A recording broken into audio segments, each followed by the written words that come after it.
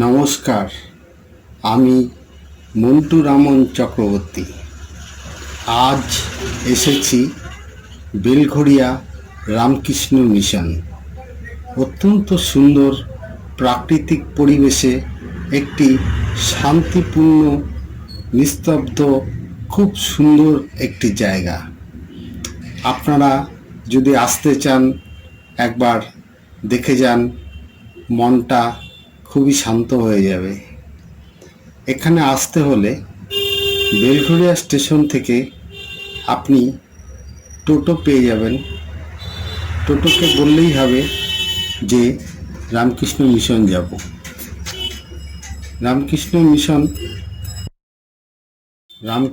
Mission হলো একটি ভারতীয় ধর্মীয় সংগঠন।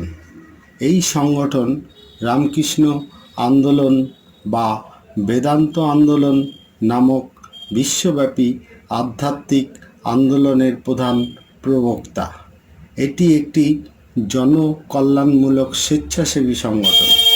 1897 সালের 1 মে রামকৃষ্ণ পরমহংসের প্রধান শিষ্য স্বামী বিবেকানন্দ রামকৃষ্ণ মিশন প্রতিষ্ঠা করেন।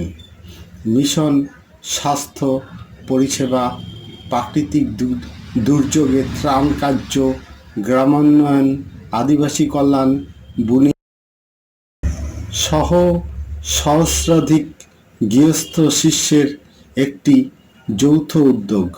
রামকৃষ্ণ মিশন কর্মযোগের ভিত্তিতে কাজকর্ম চালায়। এই যে জলাশয়টি দেখতে পাচ্ছেন, এখানে মাছেরা খেলে বেড়ায়। আপনি যদি খাবার দেন, মাছেরা লাফিয়ে লাফিয়ে খাবে।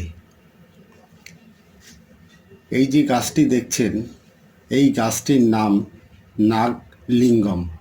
খুবই সুন্দর একটি ফুল ফোটে এবং খুব সুন্দর তার সুগন্ধ। ওই যে দূরে দেখতে পাচ্ছেন সোলার ওয়াটার হিটার। সূর্যের আলোর থেকে তার থেকে গরম জল তৈরি হয়।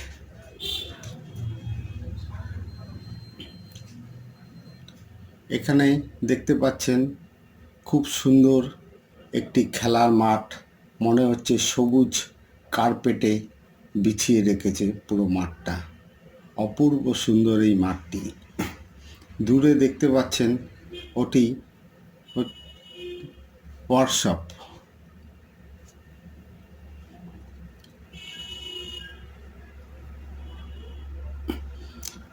খুবই সুন্দর রাস্তা। এটি হচ্ছে অফিস ঘর বেলঘড়িয়া রামকৃষ্ণ মিশনের। Engineering college building. এই বিল্ডিংগুলোতে পড়াশোনা করানো হয়।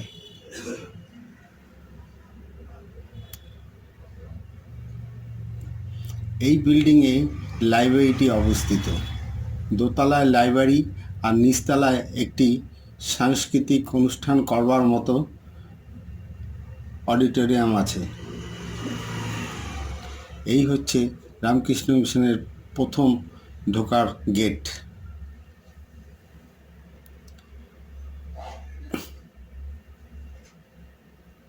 অপূর্ব সুন্দর এই পরিবেশ, শান্ত পরিবেশ। এই হচ্ছে মন্দির। মন্দিরটি ছোট হলেও খুব শান্ত, নিস্তব্ধ এবং শান্তির জায়গা। পাশেই রয়েছে খুব সুন্দর বাগান। শীতকালে এখানে প্রচুর ফুলে ভরে যায়। আমরা এখন মন্দিরের ভেতরে প্রবেশ করলাম।